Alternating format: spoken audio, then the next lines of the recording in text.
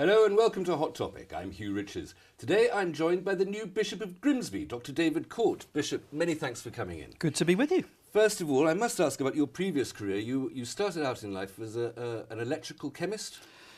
Yes, studied at Southampton University, did a chemistry degree, and at the end of 3 years was given the opportunity of studying the electrochemistry of alpha-D-glucopyranoside, beta-D-fructofuranocide and other large polyfunctional molecules. I could talk for hours about I it. thought you could, which basically means I had a sugar solution and passed an electric current into the sugar solution to see what would happen. And you took a PhD. This gave you this makes you a doctor. Surprisingly, they gave me a PhD at the end of it, yes. And what made you, that's a very technical, very scientific, very hard data and numerical sort of profession to pursue. What made you change to the priesthood?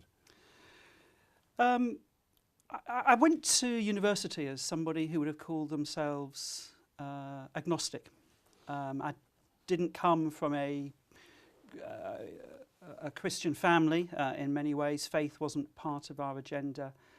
Church wasn't part of the agenda. Managed to escape all of that during my first part of my degree. But it was during my PhD that I actually explored the Christian faith. Came from a position of thinking it was not true to a position of thinking it was true. And so the scientist in me kind of caused that to happen in many ways. I then taught for 4 years as a science teacher in a comprehensive school. During that time, got more involved in my local church. And I've described it recently as saying to know what happens when sodium hits water is quite important. You wouldn't want to put it in your bath water. It's fizzy, isn't it? It's slightly fizzy. So to know that kind of knowledge is one kind of level of knowledge. But to actually explore the claims that Jesus makes, for me, was a totally different kind of order. And so to be given the opportunity to lead a church in that, hugely important. We'll get onto that in a little while. You're a suffragan area bishop. I am. Oh, yes, effectively. So, and there are two of you, sort of, if I may say, deputy bishops in the Diocese of Lincoln. If I may very crudely put it like that. That's the intention. You've got the northern half of the big Diocese of Lincoln, and somebody else has the southern half. Firstly, does your work not is it not running parallel to or replacing the old archdeaconries of Stowe and Lindsey? These are sort of the historic deputy local bishops, as it were. Have you put them out of work? Sadly, the Archdeacon of Stowe and Lindsey left to go to Westminster Abbey just as I arrived, so took herself elsewhere, which was a great shame. It's a slightly complex arrangement. We have a diocesan bishop who governs the whole of the old historic diocese, so North Lincolnshire, North East Lincolnshire and the county, the historic county. Right from Barton upon Humber, we go right down as far as Market Deeping in the south. To help him, he has, in the ideal world, 3 archdeacons, and in the ideal world, 2 suffragan bishops. Roughly, archdeacons look after some of the more practical side of church life, which frees the suffragans to do the more interesting things. My colleagues will hate me when they hear me saying that, but frees us to do some of the more pastoral things, some of the more leadership, some of the more strategic thinking, some of the trying to engage with local communities. So far in the Church of England, since the 1530s, mitres have only been made for men. But this last week, the Church has decided that women may become bishops. Mm-hmm. Women have been priests for, 20 years now? I think it's about that time. Why has it taken so long for a woman to become a bishop? Why for them to be allowed to become bishop? Clearly their careers have gone on long enough for them to be bishops by now. Why has it taken so long? I think it is something that's quite hard for many people outside of the church to understand. I think the dilemma for the church is it an organisation that can decide by itself what it wants to do and how it wants to order itself? Or are there some other kind of factors which are governing its life? Well, our understanding, I guess. it doesn't seem very good at making up its mind about that, does it? It's not a decisive organisation. No, and I think that's probably, well, I think it's good that we take time, that for something which for close to 2,000 years has been happening in one way, to change in the context of 20 years, that's probably, you know, over the overall span of history, that's not a long period of time. But it is quite a long period in one woman's career in the I church. accept that. We accept that totally. I think the desire has been to make sure that we do what we believe is right, that we do it as pastorally, sensitively as we can. And so for the decision that happened on Monday, there will be the majority of people who we know will be rejoicing that the church has finally done what it believes they see it to be right. There will be some people for whom that's a very difficult decision. What's the objection? What was the objection to female bishops? The main objection, I think there were twofold. For those who have struggled with it, they would argue that the scriptures, and that they would argue the church should be based on what is revealed in the Bible. They would argue that they have problems from that. And for other peoples, from a pure traditional, sort of tradition side of things, they would argue it has never happened before, and therefore lots of anxieties within that. Is that a persuasive argument? Don't do it because it's never happened before?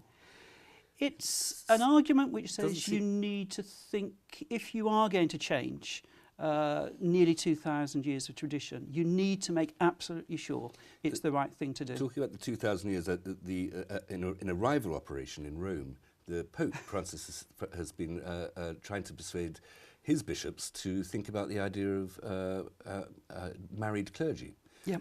Which your church has been doing since the 16th century. Yeah. Why has he failed? Why is there so much resistance in churches to change and to nature, really? Resistance to change? We are a slow-moving organisation. That's not is not always one of our most attractive features. It's the same point, that if you are going to change something which there has been one understanding of for a long period of time, you have to do that very slowly. You have to be pastorally sensitive. The danger is you get caught between those who want to move very quickly and those who you think you are moving too slowly. And somehow we have to find a balance between those. One of the other issues that divides the church, I know, is the issue of gay marriage. Mm-hmm. The marriage as a two people's relationship recognised by the state is now enshrined in law, and so that you can have a civil marriage and have that relationship recognised by government, as it were, but not yet by the, or I say not yet, perhaps never, but not by the church. What, again, is that just the church's reluctance to change quickly, or is there a more deep objection to the idea of homosexual people being married to each other? I think I think where we are at the moment in this is a genuine trying to listen to both sides of the argument to decide the way forward.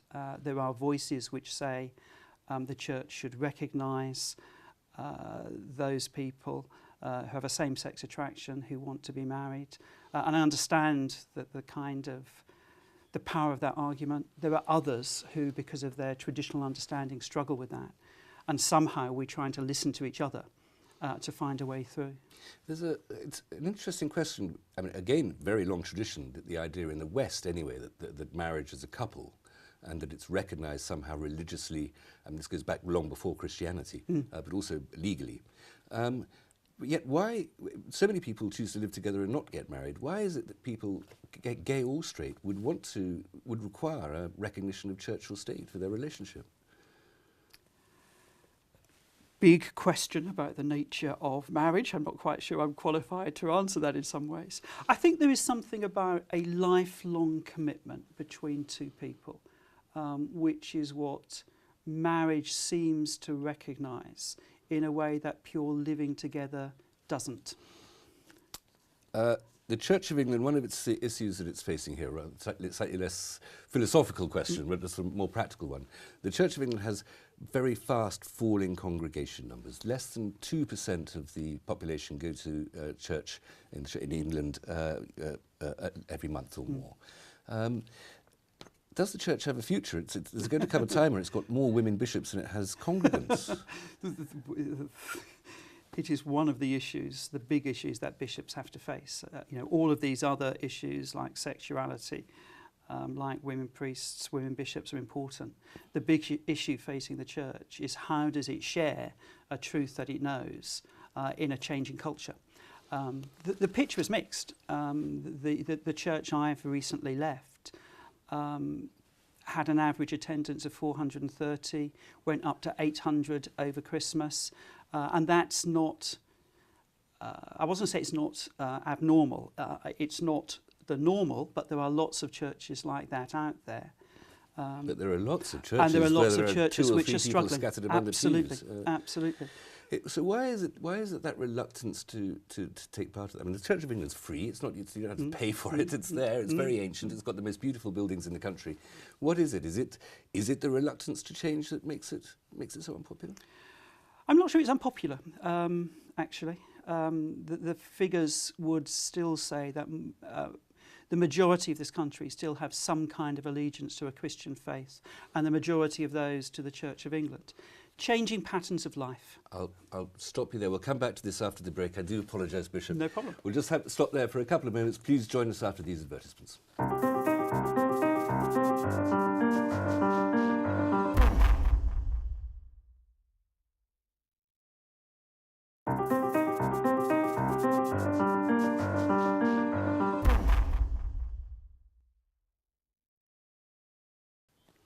Welcome back to Hot Topic. I'm talking to the Right Reverend Dr. David Court, newly installed Bishop of Grimsby. Bishop, before we were interrupted there, we were talking about the possible reasons why the numbers of people going to church regularly are declining. And it's not just that it's a very small number, but the number continues to be going down. It's the Church of England. In England, more people attend the Roman Catholic churches every week, and I think I'm right in saying that more people attend mosques every week. That there are more people worshipping in non-traditional Church of England Protestant Christianity in this country than there are. Is there an element of rivalry? Is there a matter of winning back? Is there some proselytization to be done? There's certainly some evangelization to be done. The task of the church is to share what it knows of the teachings of Jesus with the population of England. There are a number of people to do that too. But there are other people who seem to be achieving that task more successfully than the Church of England, the Catholic Church and some of the other Protestant churches as well. I haven't got the figures at hand. I think it's something like 900,000 people every Sunday will be attending an Anglican church somewhere. Whether the other faiths and other denominations are bigger than that, I'm not quite so sure of, actually. But it still leaves us with a substantial number of people who we don't engage with on a regular basis. However, when you add in the number of people who come, say, over the course of a year, the reach is much higher than that. Well, you get a big Christmas crowd, I guess. We get a very big... the church I came from, it was a standing room only at Christmas, 850 people for a Christingle. I still think when the church gets it right, when we take the message we know to be true and find a way of culturally relating to the communities we're there to serve, then exciting things can happen. Is it such a bad thing that the numbers are going down if other organisations are succeeding in spreading the message that you want to see? I mean, given a few liturgical and theological, important theological differences, things like what happens at the Eucharist precisely in transubstantiation, and just the nature of authority. But apart from that, the central of the message of Christianity has been communicated. It doesn't really matter who's doing it, does it? No, I'd agree. In some ways, I'd agree with that. As a Church of England bishop, I want to see Church of England churches thriving. I think there is a danger within the Church of England that we're sometimes complacent and think that we are it, and the reality is we are not. If we do not get ourselves organised right, if we do not relate properly to our communities, then actually I believe God will use other people to share the message which we equally have to share. In this country where we have so many communities, so many cultures, and many of them are largely identified by religion. Even if that's just a sort of a cultural attachment to religion rather than a devotion, as it were. Is it justifiable to have one church that's an established church, and in that establishment, to be part of a state church, has 26 bishops in the House of Lords, in the legislature, contributing to making laws? How does the Church of England get that privilege? Apart from, I know the historical context, but why does the Church of England get that privilege? I think the Church of England does have a unique role within our country. I think one of the good things about the Church of England is that it very much sees itself as a church for the whole of the people of England, for those who come to us regularly and for those who come occasionally, for those who will come for weddings, funerals, baptisms. I think, as I've said before, I think our reach is much higher than the Sunday attendance. And I think that ability for bishops to reflect a genuine kind of speaking on behalf of the whole community. Yes, of course, other people could do that, but I think it's a very valuable role so that it's not just our politicians who have a voice in helping to make decisions. We'll come on to that, precisely that point, but just a very quick one, something that you just said. Do you not get a little bit irritated by the people who just turn up for Christmas, weddings, funerals and baptisms? No, I'm grateful that they're there. People live busy lives. Of course we would love them to come more often. But one of my pet hates is vicars who, when people do turn up, then harangue them for not turning up more often. That seems a bit foolish to me. It's not very good marketing, is it? It's not very good communication. It's not welcoming. We're talking about the Church providing a voice, and a voice in the House of Lords, as it happens, but also access to programmes like this. But you have these 26 bishops in rivalry to politicians, and you say that word slightly scornfully. But I wouldn't use the word rivalry, but it's a different kind of voice. The difference between bishops and politicians is that politicians are democratically elected. And so to have people who are given that authority, not just to speak in the legislature, but to vote on making law, it has a ring of the divine right of kings. There's a whiff of the 17th century going on there. Oh, I wish. No, I don't wish. We've chopped archbishops' heads off. Less, we have indeed. William Laud back in the 1740s. Who was a previous bishop, occupied a previous seat that I have in Lincoln Cathedral.